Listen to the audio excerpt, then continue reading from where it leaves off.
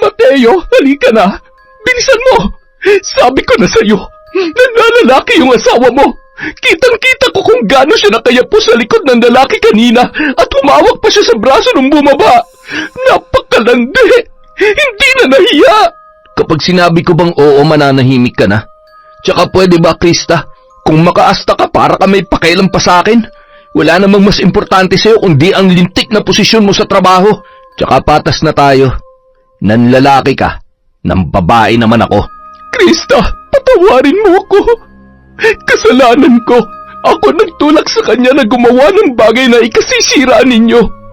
Gusto ko lang maghiwalay kayo at bumalik siya sa akin. Kaya naisip kong napakamakasarili nyo. Masyadong makitid ang utak nyo. Masyadong marumi. Mula nung maging mag-asawa kami ni Mateo, wala na kayong ibang ginawa kundi siraan ako. Ngayon, masaya ka na ba na ikaw ang naging dahilan kung bakit nasira ang pamilya namin? Naging masaya ka ba? Sumagot ka! Taon 1977, Samar. Bandang 6:00 ng hapon, masayang pinagmamasdan ng mag-inang si Lilia at Angela ang apoy mula sa mga natutupok na tuyo na maliliit na sanga at tuyong dahon ng mga kahoy na nakapalibot sa kanilang bahay. Bakas ang simpleng pamumuhay mula sa dingding at bubong na gawa sa lumang pawid. Malayo rin sila sa kabahayan. Ang tanging naririnig lamang nila ay ang nakabibinging huni ng kuliglig, palaka at sa kalagitnaan ng gabi ay ang nakapangingilabot na huni ng mga kwago. Pinili ni Lilia na bumalik sa bahay na yon mula na magkahiwalay sila ng kanyang kinakasamang si Ruben. 3 taon pa lamang si Angela nung magpakasal sa ibang babae ang kanyang ama. Mula nang matuklasan ni Ruben ang tungkol sa kanyang pagiging mambabarang, ay unti-unti na yung lumayo kay Lilia hanggang sa tuluyan na silang iwanan ng lalaki. Sige, umalis ka. Ipagpalit mo kami ng anak mo sa babae mo. Talagang aalis ako dahil hindi ko masikmura na isang babaeng katulad mo ang pakikisamahan ko habang buhay. Pareho lang kayong salot ng anak mo. Huwag mong idadamay ang anak ko sa galit mo sa akin. Oo, mambabarang ako. Pero wala akong ginawang masama sa'yo. Ginawa ko lang ang lahat para maging maayos ang relasyon natin. Hindi ako nagkulang, Ruben. Minahal kita. Hindi ko kailangan ng pagmamahal mo. Isang malaking pagkakamali na naging bahagi ka ng buhay ko. Ngayon, naiintindihan ko na kung bakit wala nagmamahal sa'yo. Kung bakit ka iniwan ng tatay ni Angela at kahit kailan walang tatanggap at magmamahal sa inyo mag-ina. Pagsisisihan mo to. Akala mo ba hindi ko alam? Alam ko kung bakit mo ko iiwan. Hindi ako natatakot sa'yo. Bit-bit ang isang bag at hindi man lamang lumingon ang lalaki sa noon ay duguan dahil sa malakas na pagkakatama ng ulo nito sa simentadong sahig ng bahay na noon ay kanilang inuupahan. Nandilim ang paningin ni Lilia nung mga oras na yon, ngunit pinili niyang bumangon nang marinig ang pag-iyak ng kanyang anak na babae. Nang makabangon, humarap siya sa salamin at pinagmasdan ang kanyang sarili. Kitang-kita niya ang pag-agos ng dugo mula sa tagilirang bahagi ng kanyang noo. Pinahid niya na lamang yun gamit ang laylayan ng kanyang damit bago kinarga ang kanyang anak. Mahigpit na niyakap ni Lilia si Angela habang hinihimas-himas ang buhok nito na noon ay 8 taong gulang pa lamang. Papasok na sana ang mag-ina sa kanilang bahay nang napalingon sila sa boses ng isang lalaki na animoy galit na galit. Nanlaki ang mata ni Lilia, sabay hinila ang braso ni Angela.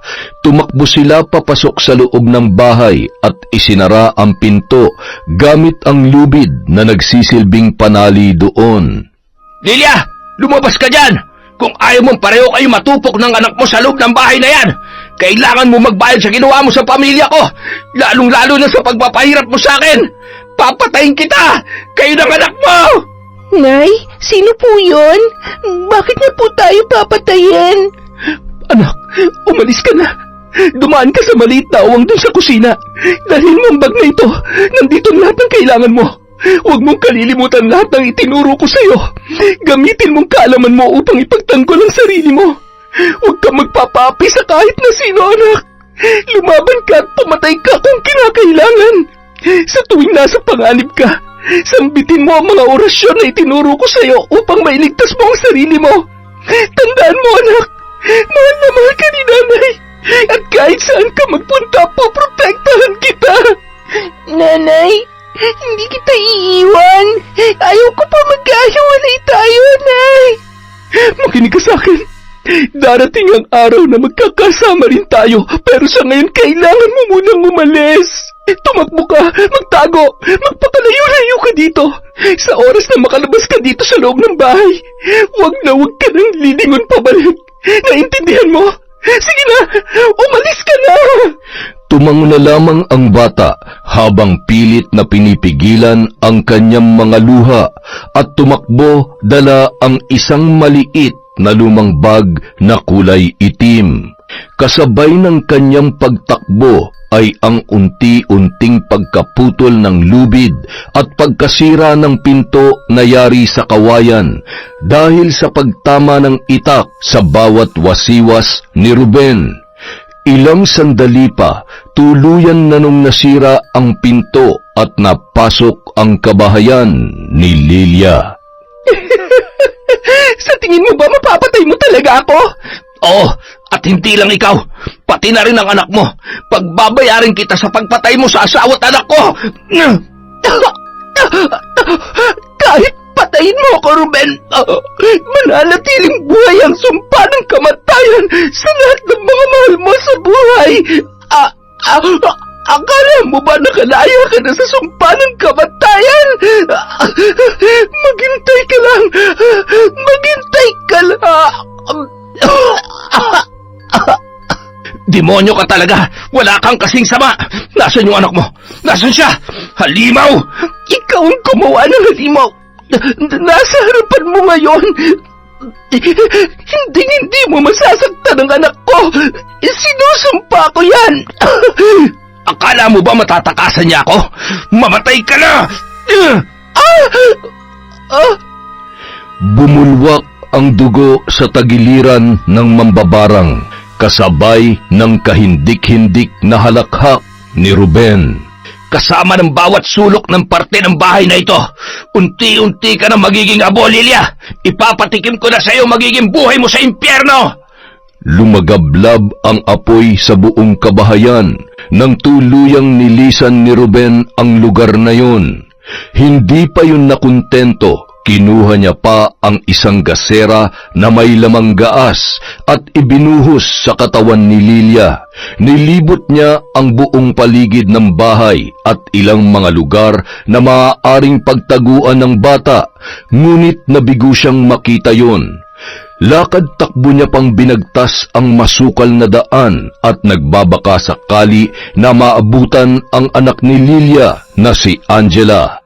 Samantala, hangos na hangos si Angela sa patuloy na pagtakbo, katulad ng bilin ng kanyang ina. Bagamat hindi sanay dahil lumaki sa loob lamang ng bahay, ay ramdam niya ang labis na pagod nung mga sandaling yon, hanggang sa tuluyan na siyang madapa at napilayan ang kanyang kanang paa. Nanatiling saklay ang kanyang bag habang hinihimas ang kanyang binti. Napabuntong hininga na lamang yon, sabay nag-ipon ng lakas upang muling makabangon.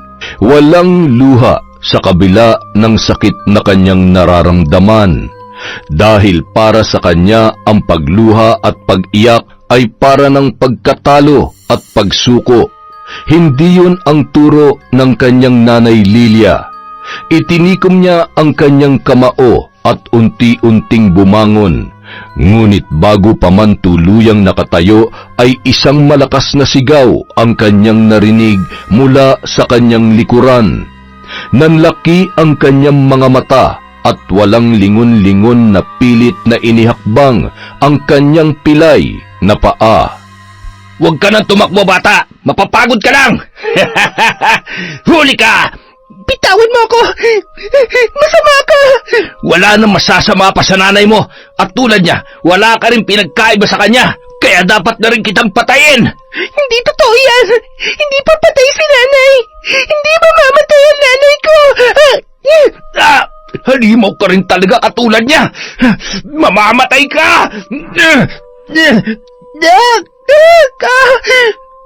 Habang sinasakal ang walang kalaban-laban na bata, ay ipinikit na lamang ni Angela ang kanyang mga mata at pilit na inalala ang bawat kataga na kailangan niyang sambitin nung mga oras na yun. Ilang sandali lamang ay unti-unting nakaramdam ng panghihina si Ruben. Nanigas ang kanyang mga kamay, pati na rin ang kanyang mga paa. Anong ginagawa mo? Wala kang karapatang saktan ako! At kulang pa yan dahil sa pagpatay mo sa nanay ko! Ikaw ang masama! Ikaw ang halimaw! Kasabay noon ay ang paninikip ng dibdib ni Ruben hanggang sa hindi na siya makahinga. Unti-unting nagiging malabo ang kahindik-hindik ng ngisi na nakaguhit sa mukha ng bata na naglalakad paatras mula sa kanyang kinaroroonan. Mabuti na lamang at maliwanag ang buwan, kaya naman kahit hindi niya nagamit ang flashlight na nasa kanyang bag, ay kitang-kita niya pa rin ang kanyang dinaraanan. Nay, saksi ang buwan kung paano ko sinunod ang utos niyo. Mahal na mahal kita, nanay, at hindi ko kayo bibiguin. Nang makaramdam ng pagod, nagpahinga muna si Angela sa lumang kubo na kanyang natagpuan sa gitna ng kagubatan. Nang makaidlip at makabawi ng lakas, ay muli siyang bumangon at nagpatuloy sa kanyang paglalakbay. Sa pagpapatuloy ng paglalakad ni Angela ay nakarating siya sa unang baryo mula sa kanyang pinagmulan. Iilan lang din ang mga nakatira doon, ngunit malayo ang itsura ng mga bahay sa kinalakhan niyang tahanan. Gusto ko sa mas malaki at mas maayos na bahay. Siguro marami diyang pagkain. Nagugutom na ako at nauuhaw. Pero anong sasabihin ko? Makakapasok kaya ako? Baka salbahe rin ang mga nakatira dyan katulad ng lalaking pumatay kay nanay. Ay, pero bakit ako matatakot? Kaya kong protektahan ang sarili ko. Walang pwedeng manakit sa akin. Bandang 5:00 ng umaga, lumusot siya sa bakod na yari sa kawayan. Sarado ang pinto sa harapan ng bahay, kaya tumungo siya sa may gawing likod. Natuwa naman siya dahil wala yung pinto. Agad siyang tumungo sa may katamtamang laki ng mesa. Napapangiti pa siya nang makita ang mga di pamilyar na kagamitan. Binuksan niya ang isang Tupperware na nasisiguro niya na may laman na pagkain. Nang mabuksan ay nakita niya ang napakaraming tinapay. Inamoy-amoy niya pa yun at nasisiguro niyang masarap at pagkain yun dahil sa nakakatakam na lasa. Ang sarap! Ano kayang tawag dito? Nakakain na kaya nito si nanay dati? Ang sarap talaga! Nung mga oras na yun, bumangon naman si Mang Homer sa kanyang higaan dahil may naririnig siyang kalampag sa kusina. Mukhang may pusa sa kusina. Naku, baka ihulog yung Tupperware at mabuksan. Uunaan pa yata ako sa tinapay na binili ko kagabi. Masarap pa naman yun sa kape. Tumungo yun sa kusina at napalunuklaway nang makita ang isang bata na malaanghel ang muka. Sarap na sarap sa pagkain ng tinapay at nakaupo pa sa ibaba ng kanyang mesa. Sino ka? Anong ginagawa mo dito at bakit mo kinakain yung tinapay ko? Nagugutom po kasi ako. Kagabi pa po ako hindi kumakain. Heto po, may isa pa po. Sa inyo na lang. Sige na. Kainin mo na. Pambihira kang bata ka, oo. Teka, hindi mo pa sinasagot ang tanong ko. Sino ka? Nasaan ang mga magulang mo? Ako po si Angela. Ano po yung magulang? Magulang? Nanay o tatay? Sino nanay at tatay mo? Wala na po. Patay na po ang nanay ko at wala rin po akong tatay. Galing po ako sa malayong malayo. Naglakad lang po ako ng naglakad hanggang sa nakarating po ako dito. Kaya ba ganyan karumi ang paa mo? Aba, may sugat ka. Ay, kawawa ka naman bata ka. Wala ka bang tsinelas? Tsinelas? Ano po yun? Ito, katulad nitong suot ko. Ang tawag dito, tsinelas. Kawawa naman ang batang to, oo. Mukhang walang kamuwang-muwang at... Ay... Wala po kayong anak? Bah, wala. Ako lang ang nakatira dito. Pwede po ba akong makitira dito? Nagbabayad po ako. May pera ka? Opo, eto po. At ito po, may nakasulat po dito si nanay. Hindi ko po alam kung paano basahin. Agad na kinuha ni Mang Homer ang sulat sa lumang papel at ang pera na nakalakip doon. Alagaan mo ang anak ko. Hahanapin ko siya at kukunin sa'yo. Akala ko ba patay na ang nanay mo? Paano kanya kukunin? Nagkibit balikat na lamang si Angela at tumakbo sa may timba, kumuha ng tabo para uminom. Oh, sandali! Anong gagawin mo? Nauuho po ako. Ay, eto, ang tawag dyan, baso. Yan ang ginagamit kapag iinom ng tubig. Patuloy pang itinuro ni Mang Homer ang mga bagay na kanyang nakita at ang tamang gamit ng mga yon. Malugod naman na nagpasalamat ang bata at hinawakan ang muka ng lalaki. Wala mang sinambit na salita ay nabasa niya ang tuwa at pagpapasalamat sa muka ng bata. Angela, ako si Mang Homer. Tawagin mo na lamang akong Tatay Homer. Tutal, wala naman akong anak ay aampunin na lamang kita. Aampunin? Ano po yun, Tatay Homer? Aalagaan.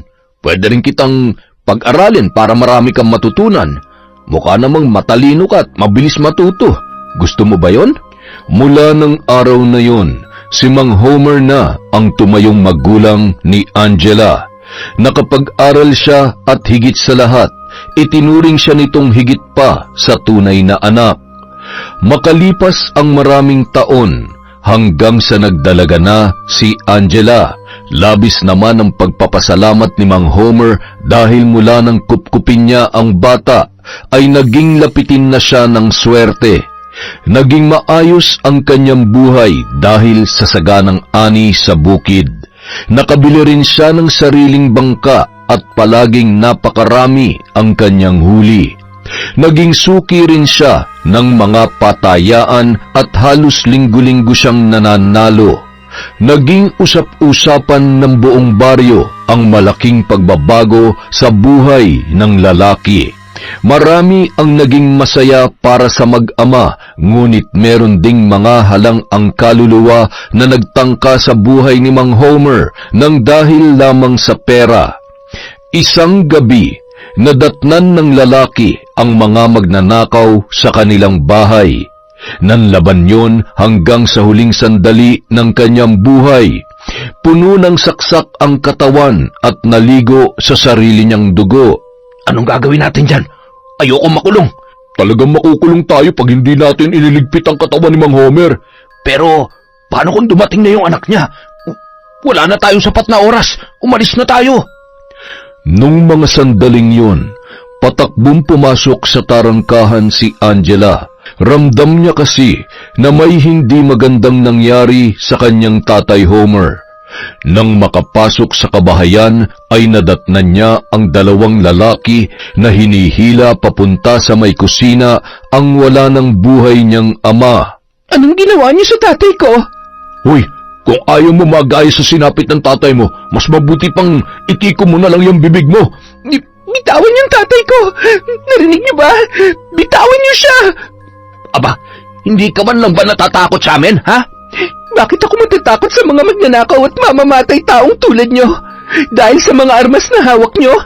Hindi nyo matatakasan ang ginawa nyo sa tatay ko at hindi na rin kayo makakalis pa sa kinatatayuan nyo. Ang kamay ko! Anong ginagawa mo? Patuloy sa pag-usal ng mga kahindik-hindik na salita si Angela habang dinuduro ang dalawang magnanakaw na lalaki. Isa kang alagad ng demonyo! Tigilan mo yan!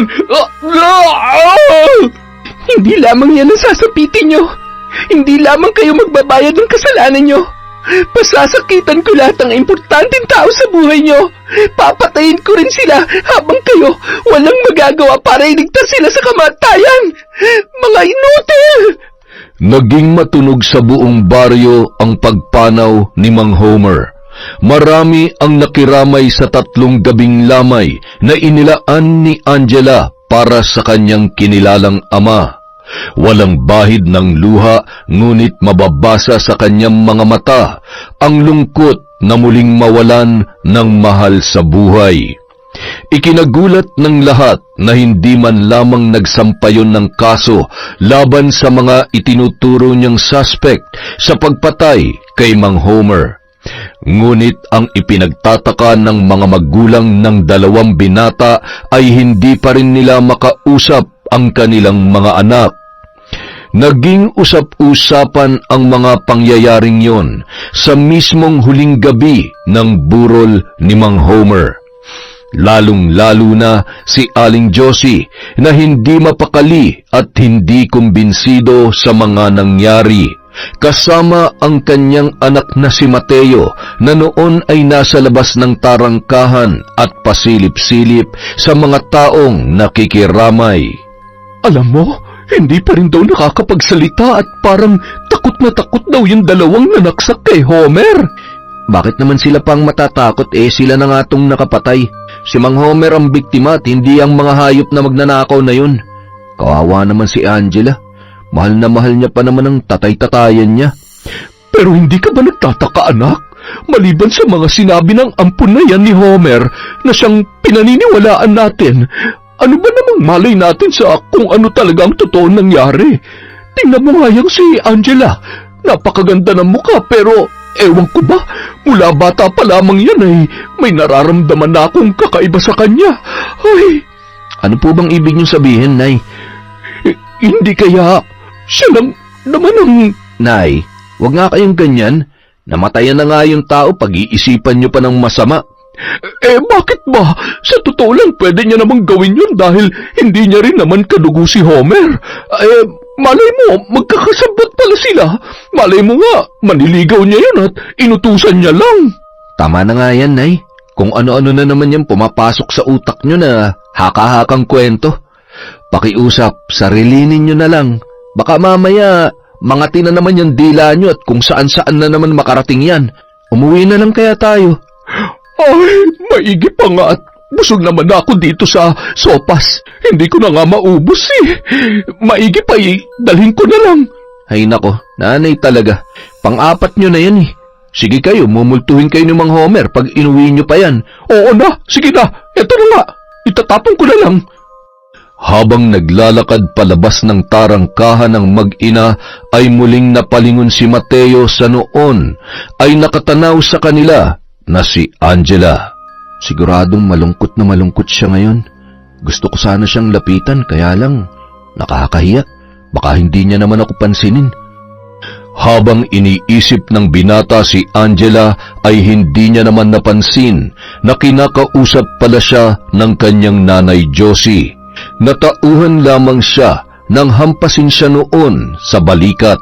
Aray, Nay naman, bakit niyo ako hinampas? Ba't kanina pa ako ngawa ng ngawa dito, hindi ka man lamang umiimik? Bingi ka ba o wala ka na naman sa sarili mo?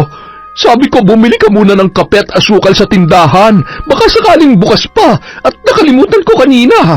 Akin na ho yung pambili. Hoy, wala ka bang pera dyan? Hindi ba't may pera ka pa? Nako, sinasabi ko na nga ba Naubos na naman sa tongits yung pera nyo? Nagtanong ka pa. Minalas ako kanina Itigil nyo na kasi ang pagsusugal, Nay. Nagsasayang lang kayo ng pera. Isa pa, hindi naman kayo nananalo Sige na, pumasok na kayo sa bahay at matulog na kayo. Salamat anak ha. Napakabait talaga ng anak ko. Lalong pumupogi. Bili ka rin ng tinapay ha. Naku, ng bola pa. Gatas, para may pansopas tayo. Gusto mo? Makalipas ang isang buwan, naging sunod-sunod ang pagkamatay ng mga kaanak ng magnanakaw na pumatay kay Mang Homer. Mula sa mga magulang nito at mga kapatid. Ayon sa mga albularyo, hindi ordinaryong sakit ang dumapo sa mga yon. Hanggang sa hindi rin nagtagal ay binawian na ng buhay ang dalawang magnanakaw sa magkaparehong araw. Maraming nagsasabi na karma yon dahil sa walang awa nilang pagpatay kay Mang Homer. Ngunit iba ang naging pananaw ni Aling Josie sa mga sunod-sunod na pangyayaring yon. Isang araw, habang abala sa pagsusugal ang ginang, yun din ang kanilang pinagchichismisan. Imposible naman na nakakahawang sakit kasi kung totoo yun, di sana pati tayo mga taga rito ay nahawa na rin. Tsaka, pamilya ng dalawang pinuntirya, hindi ba't ka hinahinala? Alam nyo, sa tingin ko, may lahing mangkukulam o di kaya ay mambabarang yan si Angela. Kaya siguro hindi siya gaano nakikihalubilo sa mga taga rito, lalo na nung namatay na si Homer. Ay nako, kung sakali mang totoo yan, masisisi mo ba siya? Kung sa kamag-anak mo ginawa yung ginawa kay Homer, kahit sa ano pang paraan, gaganti ka rin. Pero hindi naman tama yun. Sana'y pinakulong niya na lang. Kawawa naman yung mga nadamay. Yan tayo ha? Naawa ka sa pamilya ng mga hayop na magnanakaw na yon? Sa posible pa nila mabiktima, hindi? Isa pa, mabait yan si Angela. Marami siyang natutulungan ng mga taga rito sa atin. Lalo na ngayon, siya na ang namamahala sa lupain na iniwan ni Mang Homer. Gayon din sa mga mangingisda na siyang gumagamit ng bangkang pandagat. Partida na lang na wala na rin magnanakaw sa baryo natin. Sana nga ang isinod niya yung mga hayop na tsismosa dito na maging mapayapa ng buhay ng lahat, ha? Napalunuklaway na lamang si Aling Josie at nagtawanan naman ang ibang naroon. Ako bang pinagtatawanan ninyo? Mga lintik kayo? Kung ayaw niyo maniwala, di wag. Makauwi na nga lang. Padabog na umalis ang ginang na pabulong-bulong pa sa sobrang inis. Masyado naman pikon yan si Josie. Siya tong pasimuno ng kung ano-anong kwento pero ayaw naman yan tawagin tsismosa. Ay, nakakarindi na rin Paulit-ulit na lang. Hindi naman siya inaano ni Angela pero pinag-iinitan niya. Naku, paano kaya yun? Mukhang pinopormahan pa naman ni Kuya Mateo yang si Angela. Di lalo na lamang siya magagalit niyan. Ang choosy naman ni Aling Josie, kung tutuusin, saan pa siya makakakita ng dalagang masihigit pa sa ganda at kabaitan ni Angela dito sa baryo natin? Isa pa, malapit na makatapos sa kolehiyo yun. Huwag ka na magtaka, bayaw. Lahat naman na nakikita nun may napupuna siya, pero yung sarili niya hindi niya makita, ha? Sakit niya na yata yung ganyan gawi. Mabuti na nga lang at nagmana sa tatay si Mateo. Samantala, nang makarating si Aling Josie sa tapat ng kanilang tarangkahan, napakunot noo siya habang nakatanaw sa dalawang tao na nakatayo sa di kalayuan at tila masayang nag-uusap nung mga sandaling yon. Madilim kaya hindi niya gaanong maaninag ang kanilang mga muka. Ilang sandali pa, lumakad na papalapit sa kanya ang lalaki at kumaway naman ang babae sabay pumasok sa tarangkahan ng bahay ni Angela. Aba, mukhang may manliligaw na ang bruha. Sino naman kaya ang malas na lalaking yon? Hinintay niyang makalapit sa kanya ang lalaki upang maaninag ang muka noon. Ngumiti yun sabay tinawag ang kanyang pangalan. Nay, kanina pa ba kayo dyan? Himala, ang aga yata ng uwi nyo ngayon Akala ko aabutin na naman kayo ng hating gabi sa sugalan Lintik ka? Aray, nay naman. Sakit mo na. Ano na naman bang kasalanan ko? Ano yung nakita ko kanina? Anong ibig sabihin nun, ha? Bakit kinakausap mo ang babaeng yon? Gusto mo rin ba matulad sa mga pinatay niya? Nay, hindi naman totoo yun. Kahit siya nabigla rin sa nangyari sa mga pumatay kay Mang Homer at sa mga kamag-anak ng mga yon. Tanga ka ba? Malamang hindi niya sasabihin yun sa'yo. Makinig ka sa akin, Mateo. Ayaw ko na makita o malaman na nakikipag-usap ka sa Angelang yun. Huwag na huwag mo akong susuwayin kung hindi makakatikim ka talaga sa akin.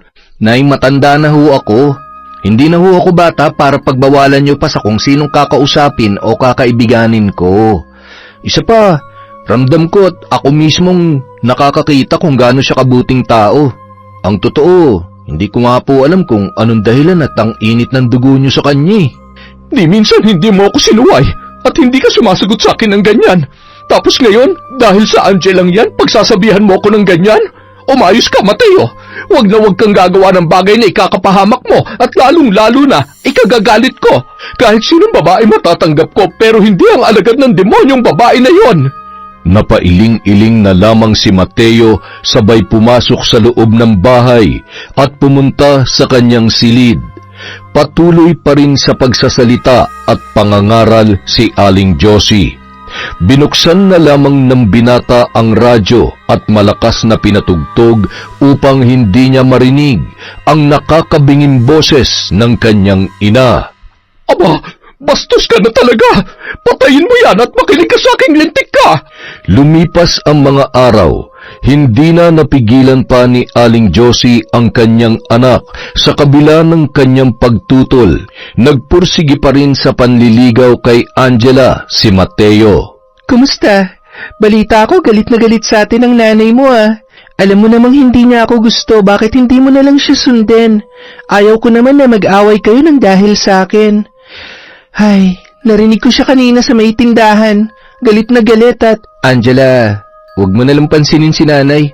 Siguro nasasabi niya lang yan dahil hindi ka pa niya masyadong kilala. Pero kung sakali man na magkakasama kayo at mas makikilala ka niya, siguradong mapapamahal din agad siya sa'yo.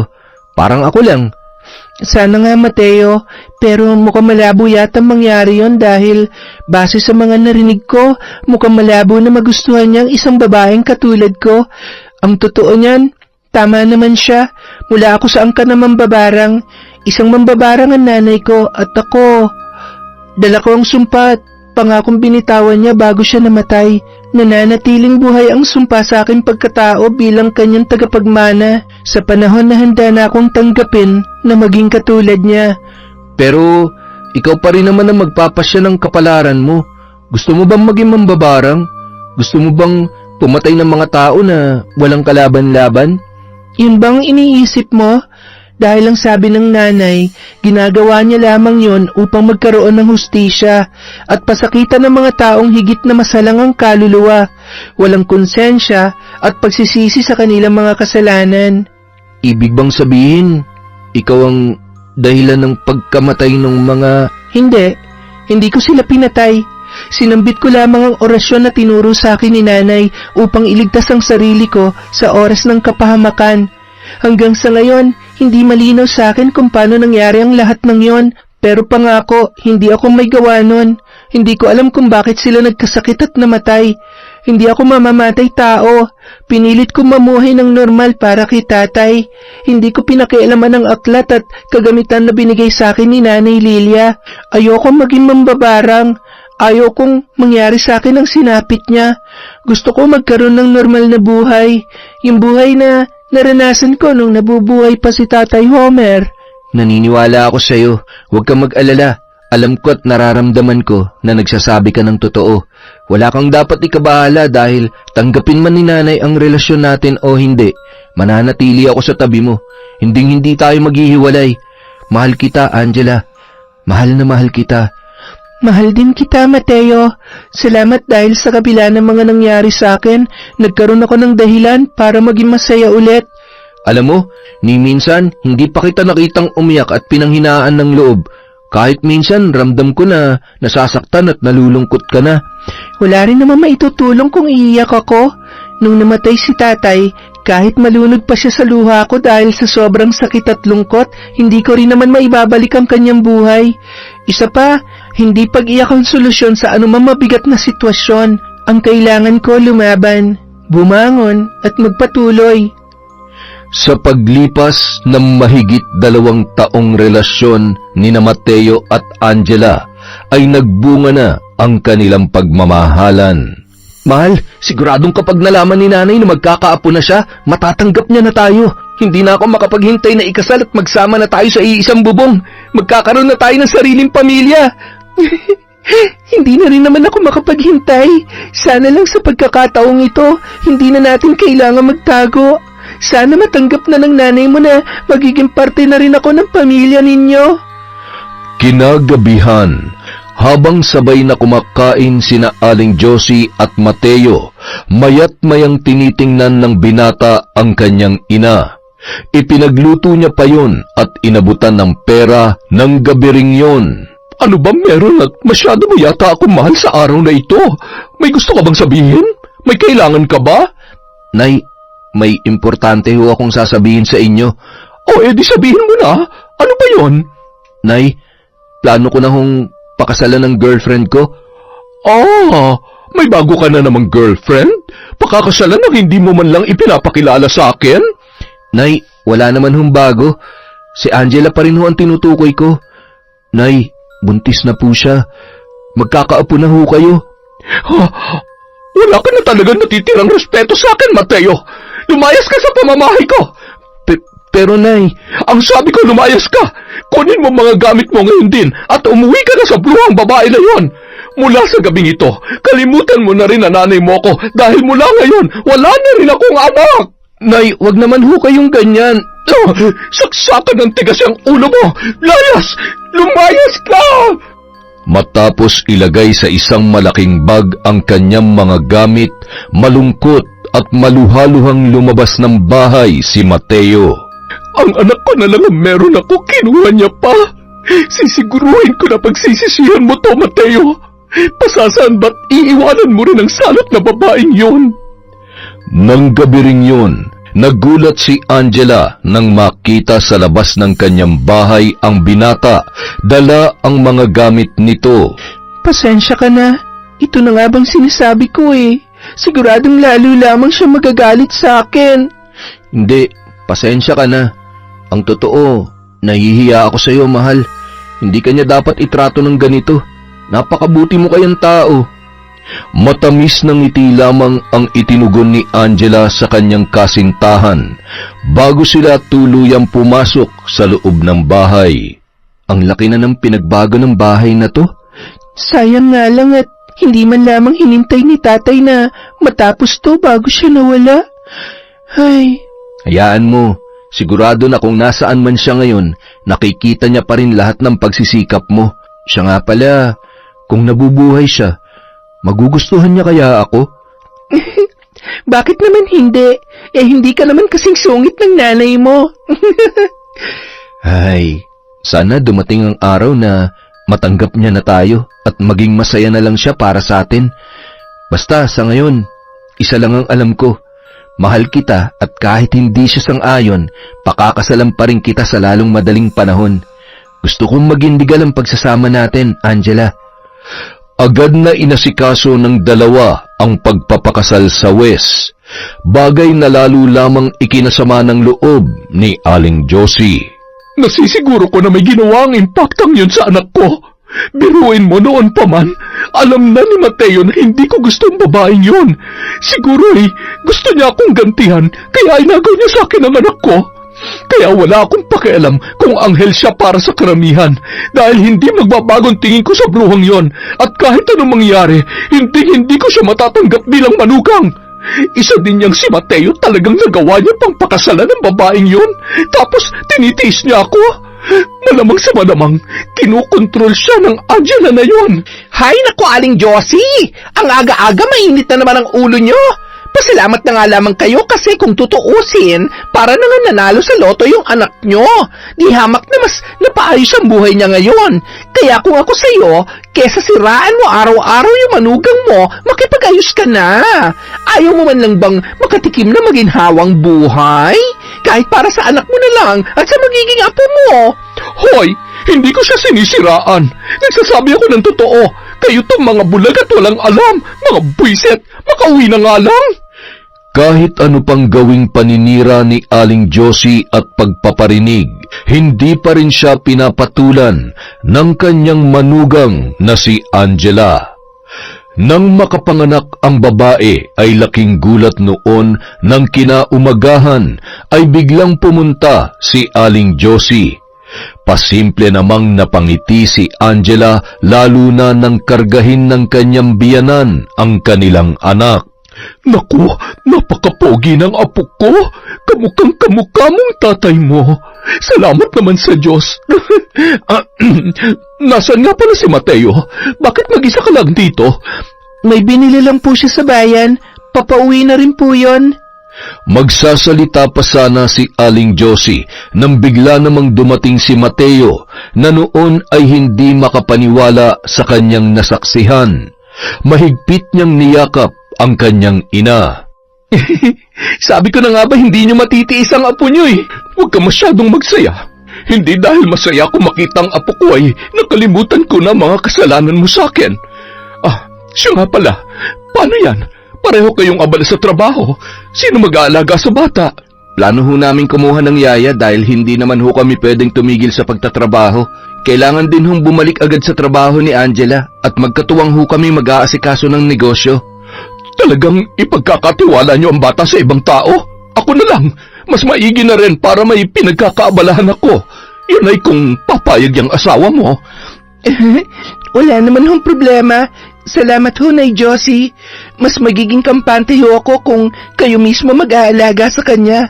Basta, huwag niyo sana siyang dadalhin sa kung saan-saan. Ang bihira naman talaga. Anong akala mo sa akin? Walang isip? At sa tanda ko ng to ay hindi ko pa alam kung ano makabubuti para sa sarili kong apo? Nay, wala naman hong masama sa sinabi ni Angela. Nagpapaalala lang po siya at alam naman natin kung saan kayo laging pumipirme. Wala lamang ako masyadong pinagkakaabalahan kaya palagi ako nandun. Ngayon na may alaga na ako, mananahimik na lamang ako dito sa bahay nyo. Isa pa, para na rin may makapagligpit dito at mukhang napakaraming dapat iligpit. Hindi yata marunong sa bahay ang asawa mo eh. Abala lang ho kami nitong nakaraan at hirap na rin hong magkikilos si Angela mula nung lumaki ang tiyan niya. Hayaan nyo, kukuha na lamang po kami ng tagalinis ng bahay. Huwag na, magsasayang lamang kayo ng pera. Tsaka kung ako mag-aalaga sa bata, ay dito na lang din ako titira. Nakakaburyong na rin sa bahay eh. At dahil makikitira ako, ayaw ko naman maging pabigat at baka isipin pa ng iba dyan na palamunin lamang ako. Mula nang tumira si Aling Josie sa bahay na yun, wala naman siyang makitang ebidensya na magpapatunay sa kanyang hinala na isang mambabarang si Angela. Hanggang sa tumigil na siya sa paghihinala. Hindi naging sapat yun upang tantanan ng biyanan si Angela lalo na't mas tumindi ang selos na nararamdaman niya sa pag-aaruga at pagmamahal ni Mateo sa asawa nito. Isang araw, habang nasa trabaho ang mag-asawa ay inilabas niya ang bata at ipinagyabang sa mga taong dumaraan. Hindi pa yun nakontento at pumunta sa sugalan. Tuwang-tuwa naman ang mga naroroon, lalo na't napakagwapo at napakaputi ng bata. Kumusta ka na, Aling Josie? Nagkasundo na yata kayo ng manugang mo at mukha namang masaya ka na ngayon.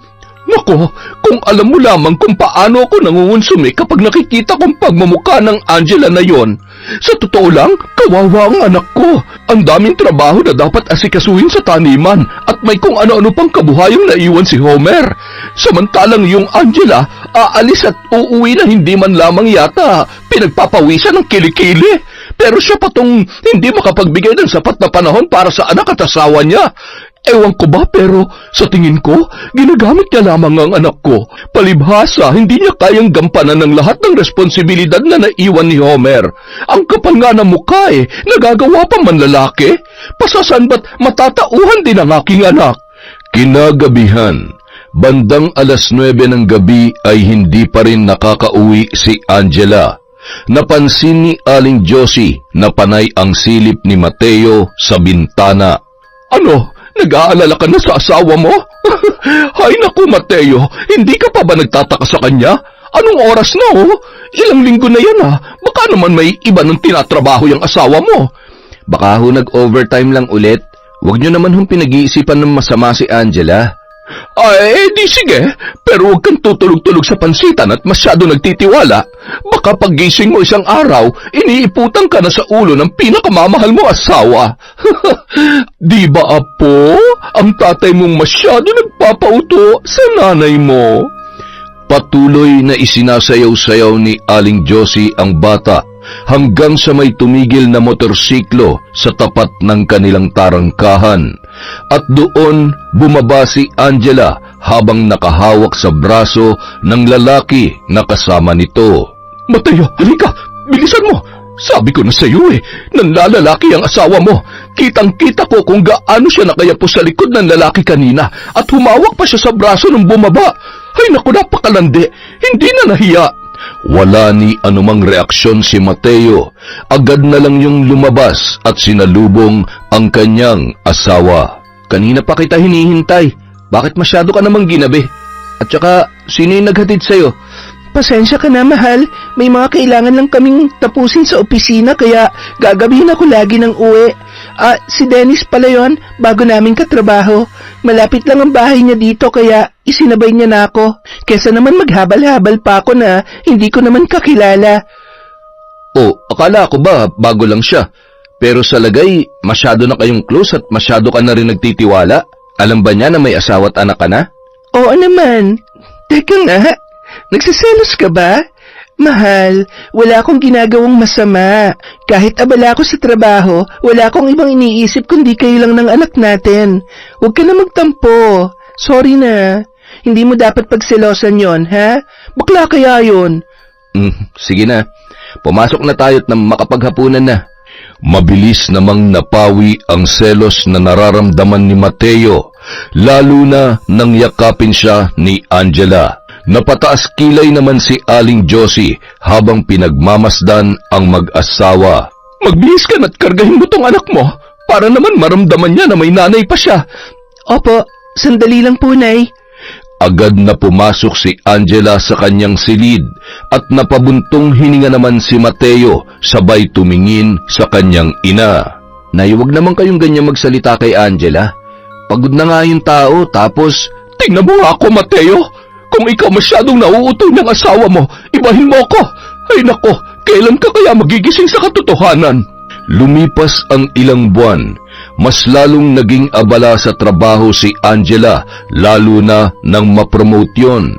Nagpatuloy din ang pagiging sulsulera ng kanyang biyanan sa mga bagay na hindi na pagkakaunawaan ng mag-asawa. Alam mo, kaysa magalit ka't makipag-away sa kanya, gawin mo na lang din ang ginagawa niya sa'yo. Ay nako, may dahilan ka naman Kasalanan niya rin naman kung sakali. Wala namang nagbabago, di ba? Hindi kanya pinapahalagahan bilang asawa. Paano na lang kung wala ako dito? Siguradong pati tong apo ko na pabayaan niya na. Isang gabi, 10:00 na nang makauwi si Angela. Madalas ay hindi na siya sinasalubong ng kanyang asawa. Nay, wala pa po ba si Mateo? Wala pa nga Napapadalas na rin yata ang pag-uwi niya ng hating gabi. Hindi ba nagpapaalam sa'yo kung saan pumupunta? Imposible namang nasa bukid pa ng ganitong oras. Ay, sa bagay, wala ka na kasing panahon sa mag-ama mo, kaya ayan, malamang sa malamang, napatagay na naman yun sa kung saan. Nay, sana naman nauunawaan niya na trabahong inaasikaso ko para rin to sa amin. Lalo na ngayong nasira na yung bangka at mahina rin ang ani nitong mga nakaraan. Abay, hindi sapat na dahilan yan. Kaya sinasabi ko sa iyo, kapag dumating ang araw na hinanap ni Mateo sa ibang pangangailangan niya, hindi mo siya masisisi. Hindi na nakakain ng hapunan si Angela dahil sa pag-aalala. Ilang beses niyang tinawagan ang kanyang asawa, ngunit pinapatayan siya ng telepono. Kung wala kang ginagawang kalokohan, hindi mo kailangang patayin ang cellphone mo. Mateo, huwag naman sana.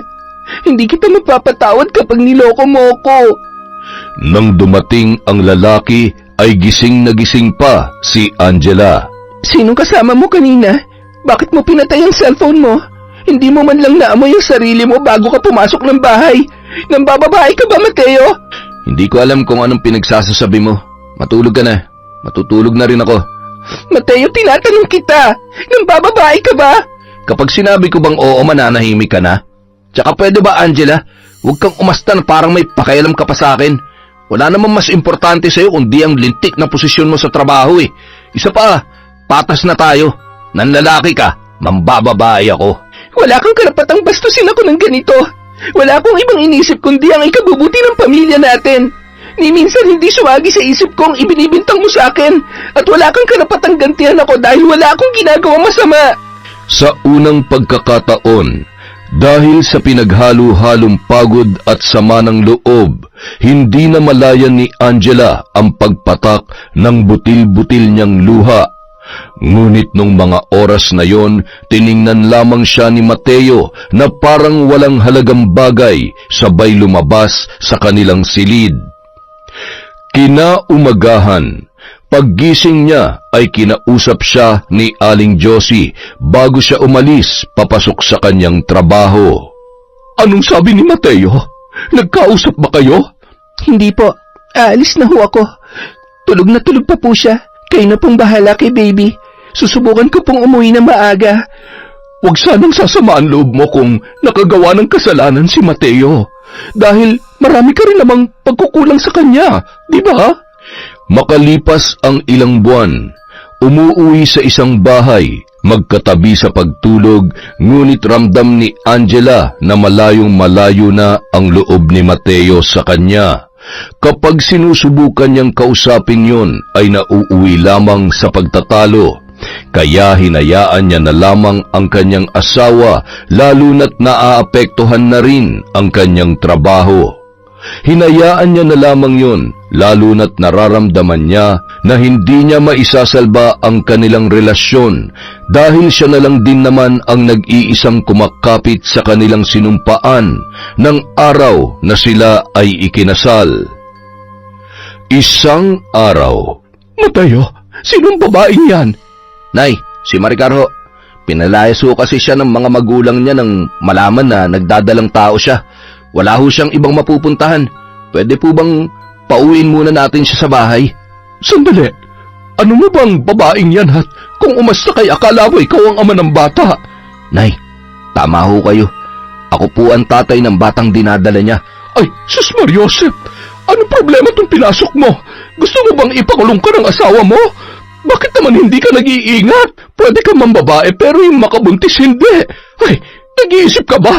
At ikaw naman babae, saksakan ka rin ng tanga. Magpapabuntis ka na rin lang sa may asawa pa. Nay, tama na yan. Tulungan niyo na lang kami. Hindi pwedeng malaman ni Angela ang tungkol sa amin. Ewan ko sa'yo.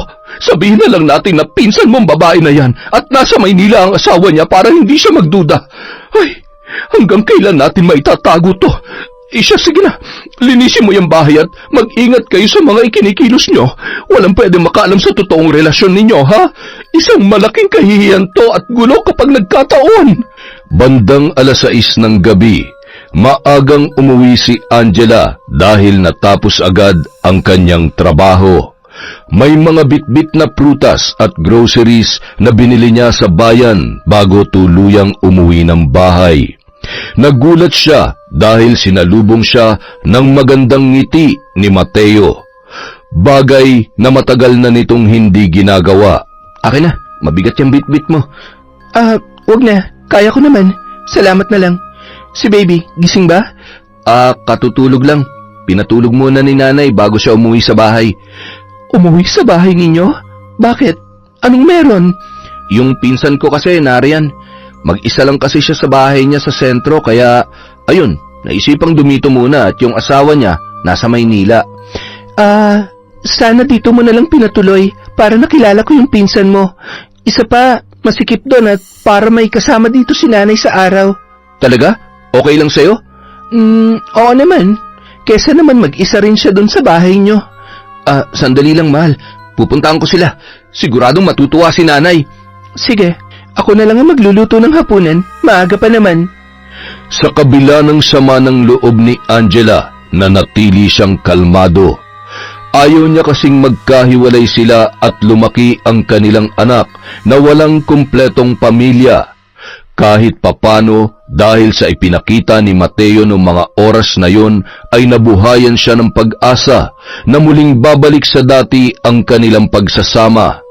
Mahal na mahal niya si Mateo, lalong-lalo na ang kanilang anak. Buong pusong tinanggap ni Angela si Maricar sa kanilang bahay. Ibinigay niya pa ang mga damit niyang pambuntis at ilan pang gamit nang malamang nagdadalang tao yun. Sa loob ng 1 linggo na pamamalagi ng ipinakilalang pinsan na si Maricar sa kanilang bahay, ay mainit niya yun tinanggap. Sa araw ay malayang nagsasama bilang magkarelasyon sina Mateo at Maricar sa sariling pamamahay ni Angela.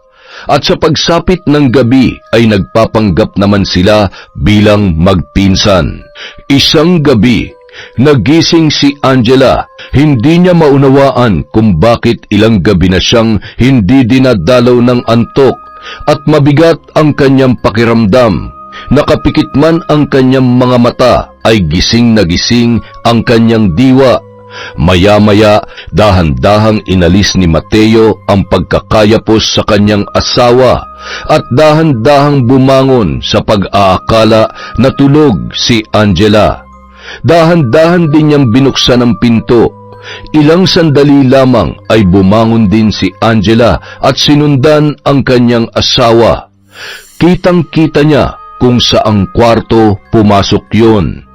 Nanatili siyang nakatayo sa tapat ng pinto habang naririnig ang pag-uusap at halinghing ng mga taksil na pinagkatiwalaan niya. Wala siyang ibang maramdaman kundi sakit at galit na nagawa siyang lokohin ng kanyang asawa sa sarili niyang pamamahay.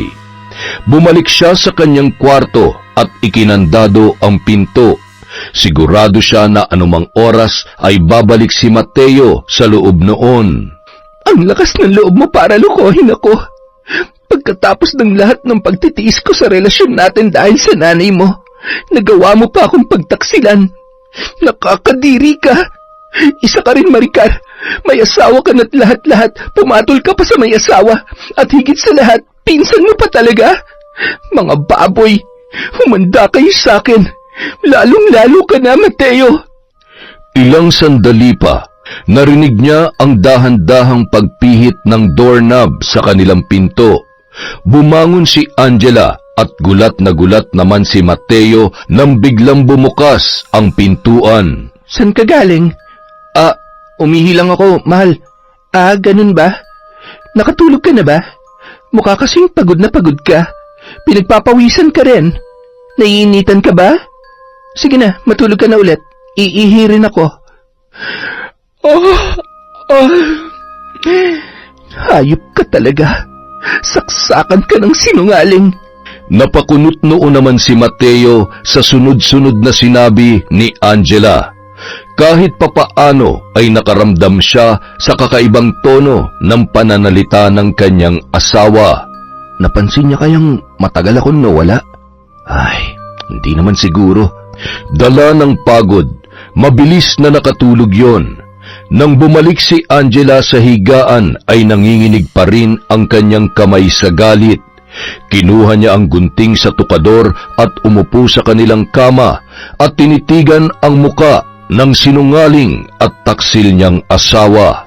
Gusto kitang saktan. Gusto kitang patayin. Wala kang karapatang pagtaksilan ako, Mateo. Pero mas magiging masaya ako kung pahihirapan kita habang sinasampal ko sa iyong katotohanan na nagkamali ka ng niloko. Bukas na bukas rin ay magkakaalaman tayo. Muli yung tumayo at iniwan sa tagiliran ni Mateo ang malaki at matalas na gunting. Tumungo yun sa kusina at kumuha ng karne. Ginayat niya ang mga yon ng pinong-pino na tila ba doon ibinuhos ang kanyang sama ng loob. Pagkatapos ay naisipan niya ng magluto para sa kanilang almusal. Makalipas ang ilang oras, maagang nagising ang mga kasama ni Angela sa bahay dahil sa amoy na nagmumula sa kusina, hanggang sa niyaya niya na ang mga yon mag-almusal. Anong meron? Birthday mo ba? Bakit ang dami mo niluto? Hindi po kasi ako papasok, kaya ayon, naisip kong ipagluto kayo, lalo ng asawa ko. Isa pa, gusto kong matikman din to ni Maricar, sigurado ako na lagi siyang gutom. Tsaka, para maiba naman, mukha kasing nagsawa na si Mateo sa paulit-ulit na putahe, kaya sigurado ako na gusto niyang tumikim ng iba. Hindi ba, mahal? Tara na, kain na tayo. Hindi naman nakaimik ang tatlo na noon ay nagkatinginan lamang. Bakit naman ang tahimik nyo? Wala ba kayong gustong ikwento o sabihin? Minsan na lang mangyari to, yung sabay-sabay tayong kumakain. Kaya nga parang ang dami kong namimiss. Marami rin ba akong hindi alam? Ikaw, Nay, baka naman gusto mo magkwento sa akin. Ano bang pinagsasasabi mo? Kumain ka na lang, hindi kung ano-ano lumalabas dyan sa bibig mo. Hindi mo na nirespeto ang pagkain. Pasensya na, Hunay, kung nababastusan kayo sa mga sinasabi ko. Pero, hindi po ba mas nakakabastos ang ginagawa ng anak nyo at ng pamangkin ninyo? Ano? Bakit nanahimik kayo? Oo, alam ko na. At gusto kong malaman ng lahat. Kung hindi, pare-pareho kayong mananagot sa akin. Angela, ano ba sinasabi mo? Walang ginagawa masama ang anak ko. Ano ba namang chismis yan at saan mo nasagap? Kapag kasalanan ng ibang tao, lalo na tungkol sa akin, ipinagkakalat nyo agad. Ngayon, bakit hindi nyo ipagkalat ang kababuyan ng anak ninyo? Matagal nyo na bang alam? May kinalaman ba kayo sa lahat ng to? At ikaw, kabit ka. Napakalandi mo at ang lakas ng loob mo. Napahagulhol na lamang si Maricar at nanginig ang kamay sa takot. Sabay sinabi ang buong katotohanan. Sinampal pa yon ni Aling Josie at pinaratangan ng sinungaling. Huwag kang maniniwala sa sinasabi ng Maricar na yan. Gusto niya lamang sirain si Mateo. Hindi magagawa yan ng anak ko at hindi naman kami nakakasiguro na si Mateo ang ama ng batang nasa sinapupunan niya. Mga sinungaling! Talaga bang lulusutan niyo pa to? Lumayas kayo sa pamamahay ko! Ngayon din! Mahal, huwag ka naman nagbibiro ng ganyan. Aayusin ko to. Alang-alang sa anak natin. Bigyan mo ako ng pagkakataon na itama lahat ng pagkakamali ko. Hindi lahat ng pagkakamali ay maitatama ng pangalawang pagkakataon. Hindi ko nahahayaan pang saktan at lokohin mo ako ng paulit-ulit. Magsama kayo ng nanay mo. Napakawalang hiya nyo. Lumayas kayo dito! Layas! Dinampot ni Angela ang kutsilyo at nanlilisik ang mga mata na tinutukan ang mga yun. Ni hindi niya na binigyan pa ng pagkakataon na makapagsalitang muli ang kanyang biyanan at asawa. Ipinagtulakan niya na rin palabas ng kanyang bahay. Lintik ka kasi, Mateo. At ikaw na babae ka, pahamak ka. Kasalanan mo lahat ng to. Boba! Paano na yan? Paano na apo ko? Ang maayos na buhay na meron tayo. Ikaw rin, sa dinami-dami na magiging ama ng anak mo, bakit si Mateo pa? Magiging pabigat ka lang sa buhay naming mag-ina. Tama, nanay. Nangyari na nangyari. Haharapin ko to. Gagawin ko lahat. Sisiguruhin ko na hindi ako mahihiwalay sa mag-ina ko. Aayusin ko to. Mahal na mahal niya ako at hindi niya ako magagawang tiisin. Kailangan ko lang pahupain mo ng galit niya. Sana nga, Mateo. Dahil nakikita ko na sagad sa buto ang galit na nararamdaman niya. Baka mamaya kung ano magawa niya sa atin. Habang papalabas ng tarangkahan ng tatlo ay nakita nila ang isang babae na mahaba ang kasuotan at nakatalukbong ng itim na tela. Natatakpan ang kalahating mukha noon. Nakatitig yun sa kanila, sabay ngumisi. Sino ka? Anong kailangan mo? Nandito ako para maningil para sa anak ko. Bahala ka dyan. Baliw, maigi pa, pasukin mo ang bahay na yan at mukhang magkakasundo kayo ng bruhan na katira dyan. Tara na, Mateo, at baka makita pa tayo ng mga kapitbahay. Nakakahiya. Siguradong isa sa mga araw na ito ay pagpipiestahan na tayo ng mga lintik na yan. Ay, ikaw, Maricar, habang maliit pa yung tiyan mo, matuto kang dumiskarte at wag aasa sa anak ko. Ano ka sinuswerte? Buisit! Nagpatuloy sa pagkain si Angela. Ninanamnam ang masasarap na nakahain sa kanyang lamesa. Walang dahilan para umiyak at panghinaan ng loob. Para lamang sa mga mahihinang nilalang ang pagluha. Kung nabubuhay lamang si nanay, sana kasama ko siya ngayon. Sana buhay na lang siya. Kasabay ng mga salitang yon ang pamilyar na kakaibang ihip ng hangin. Sa matagal na panahon ay noon lamang muling naramdaman ni Angela ang enerhiya na taglay ng kanyang ina. Ilang sandali pa ay bumungad sa kanya ang babaeng nakatalukbong ng kulay itim. Dahan-dahang inalis noon ang talukbong sa kanyang ulo. Bakas ang peklat ng nasunog nitong muka at kalahating bahagi ng ulo na hindi tinubuan ng buhok. Hindi niya na mamukaan kung sino yon. Sino kayo? Anong ginagawa niyo sa pamamahay ko? Anak, si nanay ito. Sabi ko naman sa'yo, hindi ba? Babalikan kita at magkakasama tayong muli. Babalik ako sa araw na kailangan mo na ako. Sa panahon na mas handa ka ng yakapin ang kapalaran na nakatadhana para sa iyo. Mahigpit na niyakap ni Angela ang kanyang ina dahil sa labis na tuwa. Ang akala ko patay na kayo. Papaanong... Nakaligtas ako sa sunog nung gabing yon. Sa tulong ng aking kapangyarihan, narito ko ngayon, anak. Nandito na ako at hindi na tayo maghihiwalay pa. Magiging ganap ka ng katulad ko. Makapangyarihan at hindi masisindak ng kahit na sino. Tama kayo, Nay. Gusto ko silang gumapang at magmakaawa. Pagod na akong maging mabuting tao at maawa sa mga taong walang ginawa kundi saktan ako. Paglalaruan natin sila, anak. Paikutin sa ating mga palad. Masayang pinagsaluhan ng mag-ina ang napakaraming pagkain na nakahain sa lamesa. Masayang masaya si Angela na makita ang kanyang nanay na sarap na kinakain ang kanyang mga niluto. Buong araw silang nag-usap at nagplano kung ano ang gagawin kina Mateo at Aling Josie. Sigurado ka bang ayaw mong gumanti sa babae ng asawa mo? Ramdam ko na nagsasabi siya ng totoo, Nay.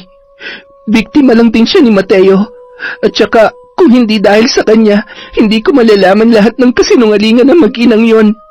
Buntis siya at ayaw ko maging dahilan para mapahamak ang isang inosenteng bata. Sa patuloy na pag-uusap ng dalawa, doon nalaman ni Angela na ang nanay niya ang nambarang at pumatay sa kanyang tatay Homer at mga kaanak noon. Sa matagal na panahon, nagtatago ako sa dilim. Ni minsan, hindi ka nawuglit sa aking paningin. Siniguro ko munang malaya kang magawa ang mga gusto mo at umasa ako na tuluyang magbabago ang nakatadhanang buhay para sa iyo. Ngunit nagkamali ako. Sadyang pareho tayo ng kapalaran. Pagsapit ng dilim, tinungo nila ang isang silid kung saan naroon ang ilang gamit na matagal na itinago ni Angela. Dahil kay Mateo itinago ko ito at matagal na panahong inalis sa isip ko na aralin ang aklat na ito. Hindi ko akalaing siya rin ang magiging dahilan kung bakit hawak ko to ngayon. Huwag kang magpapadaig sa awa. Kung gusto mong maging magaling na mambabarang, wala kang ibang iisipin kundi ang galit, poot at paghihiganti. Makalipas ang isang linggo, naging usap-usapan sa buong baryo ang malubhang karamdaman na iniinda ni Mateo. Iniwanan na rin yon ni Maricar dahil sa pang-aalipusta ni Aling Josie. Walang doktor ang makapagsabi sa kung anong uri ng sakit ang dumapo sa lalaki. Lumobo ang tiyan, may bukol sa leeg at namamanas ang buong katawan. Hindi na yon makatulog at walang ibang ginawa kundi ang humiyaw dahil sa sakit sa tuwing sasapit ang gabi. Nay, tulungan mo ko. Ayoko pa mamatay. Gusto ko pa makasama ang anak ko, Nay. Ano ka ba naman? Wala na tayong pera at baon na tayo sa utang. Wala na tayong pambayad sa ospital at maging sa albularyo. Hindi ko na alam ang gagawin ko. Hayop na Angela yan. Kapag hindi kanya tinantanan, ako mismo papatay sa kanya. Bago ko pa man niya mapatay, mas mabuti pang makakaya niya ba talaga akong patayan, Nay? Hindi niya na ba talaga ako mapapatawad? Kita mo naman, diba? Unti-unti ka na niyang pinapatay sa sakit. Kaya niyang pumatay, Mateo. Dahil isa siya mambabarang. Alagad siya ng demonyo. Ay, dito ka lang muna. Pumunta sa kusina si Aling Josie. Kinuha niya ang karit at sumugod sa bahay ni Angela. Angela, lumabas ka dyan!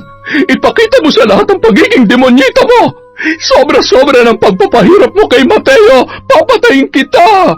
Isang babae ang lumabas na may mahabang buhok at nakasuot ng bestidang kulay itim.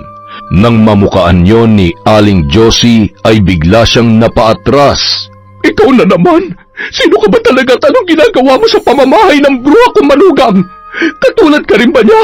May alam ka ba sa nangyayari sa anak ko? Masyado ka namang matapang. Huwag kang mag-alala. Ganito lang ang itsura ko, pero hindi naman ako masamang tao. Siya nga pala, ako na ang bagong may-ari ng bahay na yan. Matagal nang nakaalis si Angela at ang kanyang anak. Hindi maaari. Kailangan niyang bawiin ang sumpa sa anak ko. Kailangan kong mapatay ang babaeng yun. Pwede bang huminahon ka? Huwag kang nag-e-eskandalo dito. Hindi ko alam ang buong kwento, pero baka sakaling makatulong ako. Kung magtitiwala ka sa akin, maaari akong makatulong upang maibsan ang sakit na nararamdaman ng anak mo. Sigurado ka ba dyan sa sinasabi mo? Isa ka bang albularyo? Sabihin na natin na kaya kong manggamot at pumatay ng kapwa ko mambabarang. Kung ganun, mukhang ikaw nga ang solusyon sa problema namin. Pagalingin mo ang anak ko at patayin mo ang bumarang sa kanya. Kaya mo bang gawin yon? Bakit hindi? Kung kinakailangan, halika. Huwag na tayong magsayang pa ng oras dahil baka bago pa man tayo makarating ay malagutan na ng hininga ang anak mo. Ibang klaseng maglaro ng buhay ang mga tulad namin. Walang lugar ang awa at pagpapatawad. Nang makarating sila sa bahay ni Aling Josie ay tumungo sila sa isang silid kung saan patuloy pa rin sa pagdaing si Mateo. Nagulat naman yon nang makita ang nakakatakot na muka na kasama ng kanyang ina. Huwag ka lalapit sa akin! Ikaw mambabarang! Masyado ka namang matatakutin, iho. Huwag kang mag-alala. Nandito ako para tulungan ka na tapusin ang hirap na pinagdaraanan mo ngayon. Nahihirapan ka na, hindi ba? Hindi mo na ba kaya ang sakit? Pwede bang gamutin mo na ang anak ko? Hindi mo ba nakikita? Hirap na siya. Kung gusto mo pa siyang makasama ng buhay, doon ka sa labas maghintay. Kumalma ka at huwag mo kong inuutusan. Labas! Masyado nang malaki ang tiyan mo, iho. Alam mo ba kung anong laman yan? Uod at iba't ibang insekto na unti-unting humihigop ng lakas mo. Gusto mo bang hiwain ko sa gitna ng makita mo? Anong ginagawa mo? Sino ka ba talaga?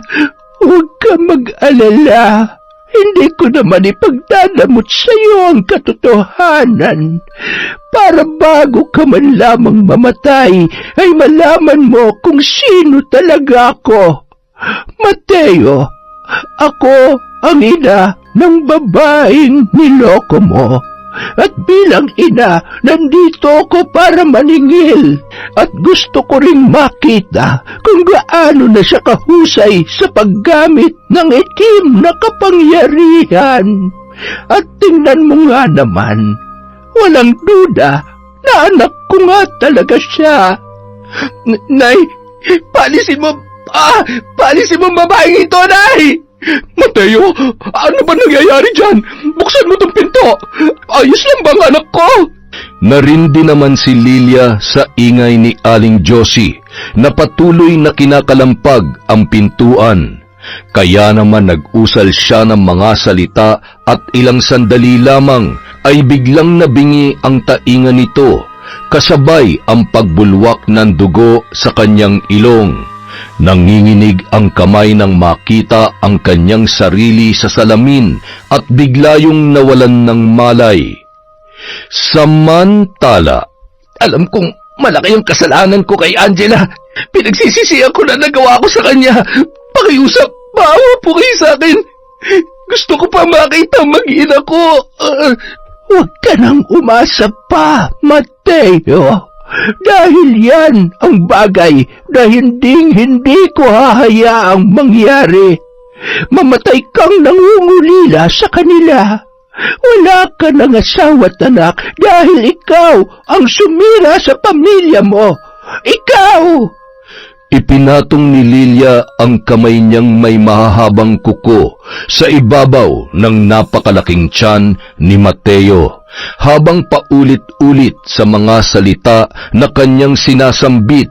Malakas na sigaw na dulot ng sakit habang naglilitawan ang maninipis at naglalakihang ugat sa tiyan, hanggang sa nabutasyon at nagsilabasan ang napakalansang amoy ng nana at dugo.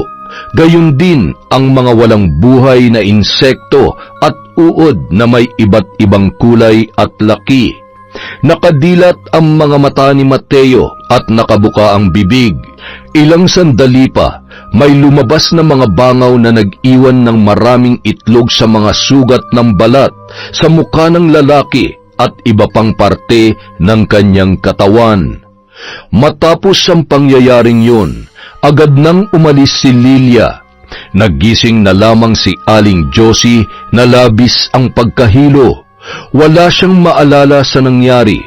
Pumasok siya sa kwarto at nakita ang kalagayan ng kanyang anak. Lumabas yon at nanghingi ng saklolo sa kanilang mga kapitbahay.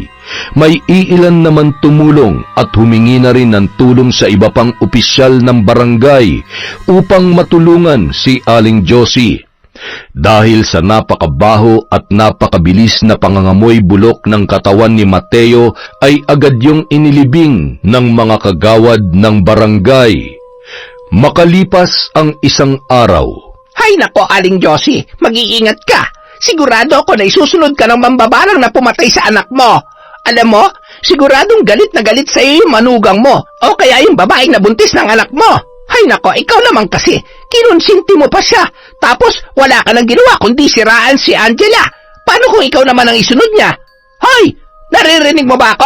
Aling Josie, nagbagong buhay na? Ganun? Tiningnan lamang ni Aling Josie ang babaeng nasa kanyang harapan, sabay pumasok sa loob ng kanyang bahay. Nagulat siya nang may nakitang anino ng isang babae na pumasok sa kanyang kwarto. Sino yan? Angela? Anong ginagawa mo dito? Nanay Josie naman, hindi niyo man lang ba ako na-miss? Wala na si Mateo. Wala na siya, Angela. Ikaw ba? Ikaw ba ang pumatay sa anak ko? Masakit siguro yung harap-harapan kang niloloko pagkatapos mong pagkatiwalaan ng buong puso. Kasing sakit ng pinagkakaisahan at pinagsinungalingan ng mga taong mahal mo. Hindi sapat na dahilan yon para patayin mo siya. Kasalanan mo rin naman, di ba? Pabaya ka. Wala kang kwentang asawa, kaya siya ng babae. Walang kwenta?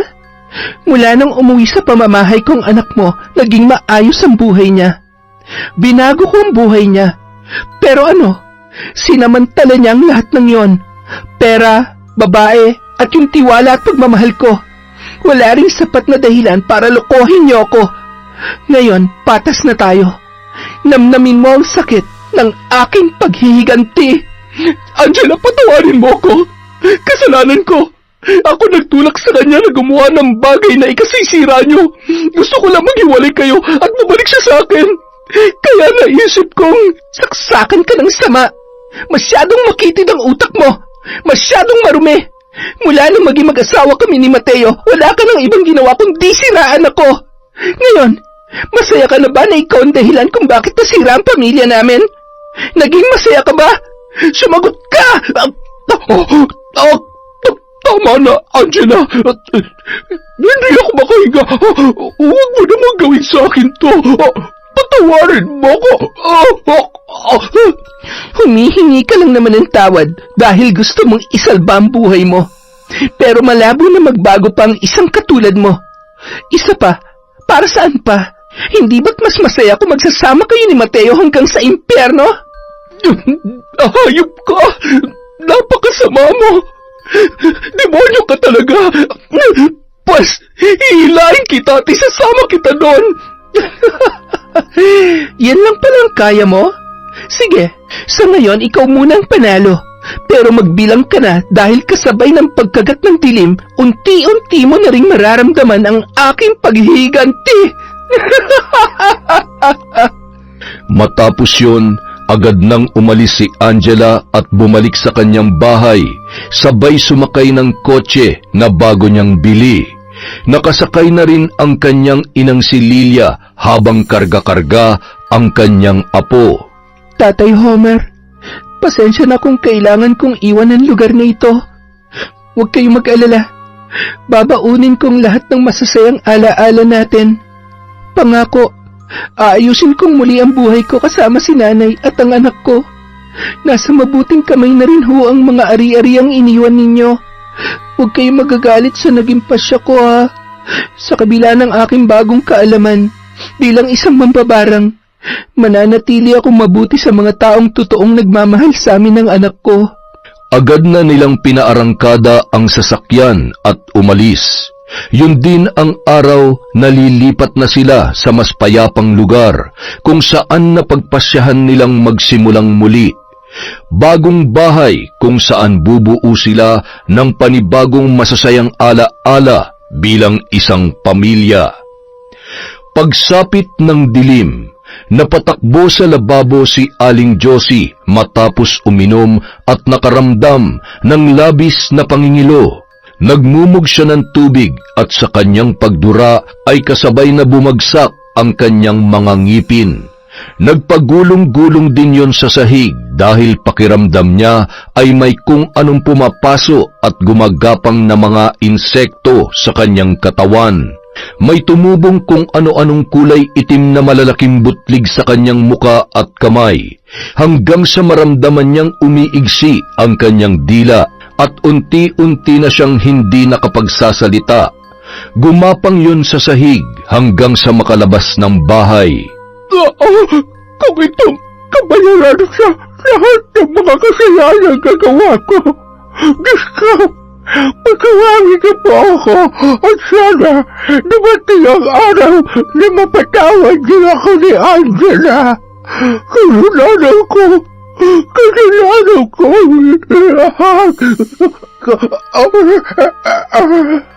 Yon! Namatay na bungal. Patay tayo dyan. Dahil dyan, meron po tayong shout out. Hi kay Joanna Rose Velarde, kay Kiara Sofia. Shout out po kay Alma Naong, kay Desiree de los Santos, kay Chris Alcantara, Chris Gel Mamado, Corazon Piquero, Jing Vaflor, Sydney Crosswind. Hi din po kay Nelsa Marikit, kay Vilma Bautista, sa Amamang Pang at Santos family from Jackie Deliman. Hi po kay Jessel Colamar, kay Jelin Sapra, kay Kate Paglinawan, Chai Fabricante, Mads Adriano, Rayan Zacarian, kay Nolan Odi, Perena Galarosa from JB. Hi din po kay Melanie Santos, kay Delia Alyon, kay Kat Burglar Cutie. Hello po kay Cyrus, kay Arlene Librehan. Hi kay Catalea Soto, kay Roslyn Gumok, kay Harry Potter. Harry Potter, ha? Hi din po kay Feli from Kuwait. Sa Hipolito at Gaspar family of Nueva Ecija from Red Gaspar. Hi din po kay Pureza Tagiwalo, Aida Sikander, Jinky Mali, Feber Ranyada, Roxanne Gaudicos, Merly Amistad, Margie De Asis. Hi din po kay Kim Seika, kay Mercy Aninyon, kay Aryan Aquino of Lumban, Laguna, na laging nakikinig sa atin from Tolits Agri Farm. Hi din po kay Evelyn Abayan. Shout out kay Celia Tolentino, Balagot family from Mika Balagot. Hi po kay Boss Regan Machico. Hi din po kay Inda Perez, Elizabeth Dungka, Nena Dizon, Rene Carumba, kay Jenny May, Billy Ray at Ray Buendia from Lucy Buendia. Hello po sa La Corte at Daloso family from Lynn, Kaunes. Hi kay Mary Ann Garcia, kay Re Basil, kay Gemma De Ocampo, Hana Maylin Sesgundo, Monica Nieves, OFW TikToker, kay Norsan TV. Hi din po kay Arnel Claridad, kay Jessica Sobremonte, Sam Escobar, Abel Hipolito.